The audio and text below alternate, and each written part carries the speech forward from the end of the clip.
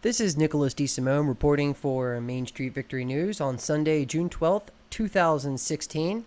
Apparently, there was a shooting early this Sunday morning, June 12th, at Pulse nightclub, which is a gay nightclub in Orlando, Florida, with a possible terror link, reported by the New York Times.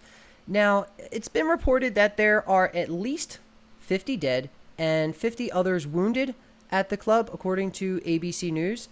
The shooter has been identified as 29-year-old Omar Mateen. Now, I think this is really interesting that the media is not slow to point out that Omar is a U.S.-born citizen and that his parents were born in Afghanistan. So, okay, here's the deal. First, my heart goes out to all the victims' families of those lost and those suffering from this attack.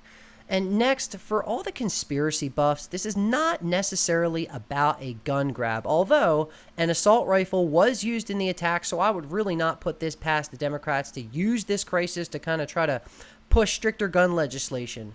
But the fact that the media is so quick to state that Mateen's parents are from Afghanistan suggests that they are creating the impression that this was Islamic terrorism, which is the political buzzword politicians like to use to scare the American people into surrendering more of their civil liberties for security.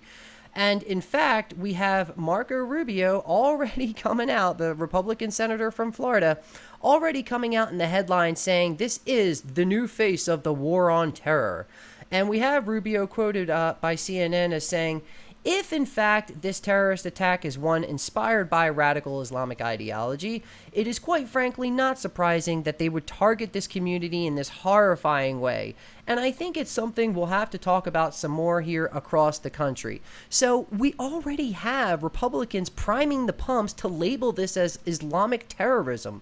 And it's interesting to see the media saying that Mateen is a U.S.-born citizen. So people should make note of that, because right here we have ABC News already priming the pumps as well, coming out and saying he was on the radar of U.S. officials for some time, but was not the target of a specific investigation, law enforcement officials told ABC News. So what this really means is that with more security on the American people, they will be able to find people who are linked to the Muslim community and Islamic terrorism. Furthermore, this is about the LGBT community, who are the presumptive Hillary Clinton voters and other like-minded social justice liberals, to jump on board with Trump's national borders and deportation agenda just through fear tactics. If they can convince the Democrat liberals that our borders need securing and stricter security to be on guard for Islamic terrorism, then Trump will get their votes.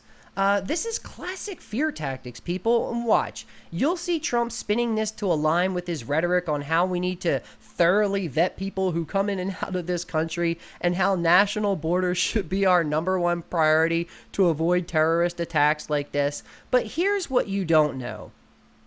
If Trump has his way and is allowed to carry out this deportation agenda and secure our national borders as at his discretion as president, you will see the biggest infringement on our personal privacy and civil liberties you have ever seen in a presidency. Just think about it, people. What would it take to deport all these illegals and also vet all these supposed terrorists? They're going to have to infringe on our privacies and get more involved in our lives. And you know what the sad part really about all this is Trump's supporters will actually jump on board with this, thinking it will mean the deportation of the illegals and less stress on the welfare system.